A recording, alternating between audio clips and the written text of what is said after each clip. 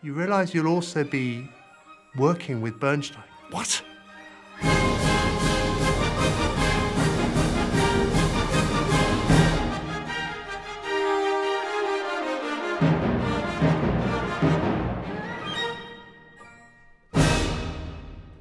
I was a very lucky student because I'd just been involved in the shell competition, and a few of us had taken part and were suddenly rung out of the blue by the LSO. And I thought I'd seen the last of the LSO, having got so far in the competition. They said, would you like to go to Japan?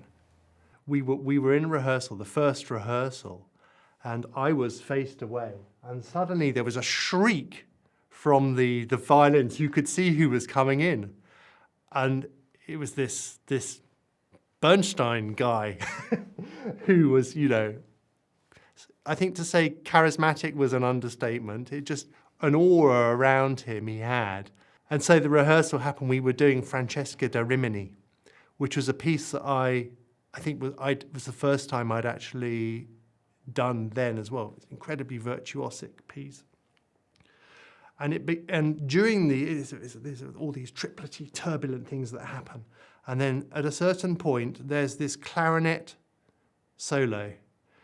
And there was a sort of connection problem between the clarinet tune, which la da da da da da da, and the strings do bong, bong. And we were all fresh with each other. We couldn't kind of get it together.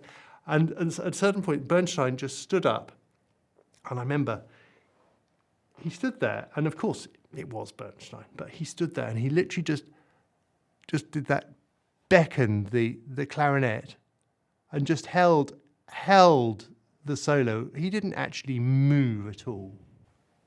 We, and the strings, I've later learned, you know, will be shown how to do each pizzicato, but that didn't happen at all. We were just held there and trusted, and there was that incredible feeling of just, that's what it's all about. We're just listening, and the whole string department were just connected with this moment of this incredible tune that unfolds.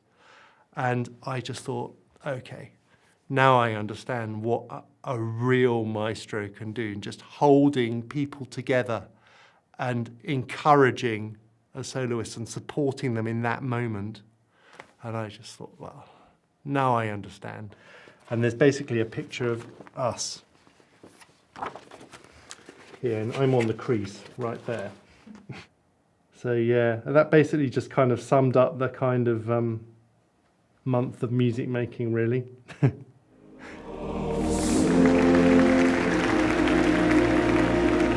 He can be the first great American conductor.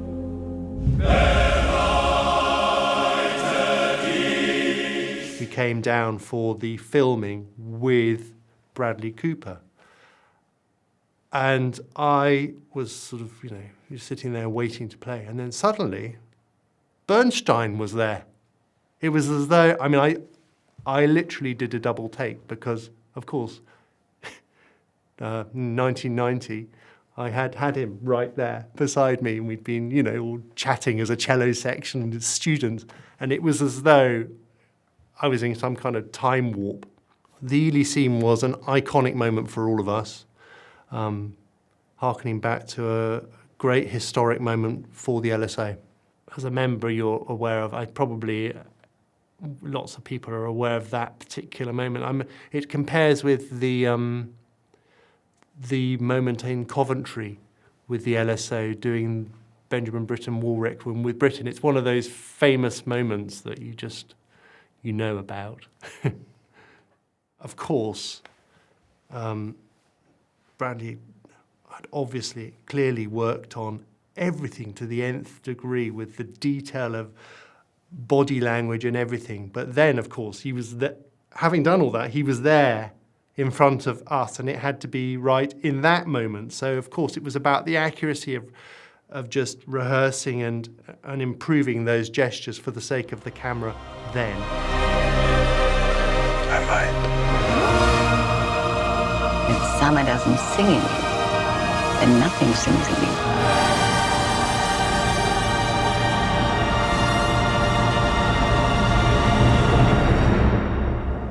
And if nothing sings in you, then you can't make music.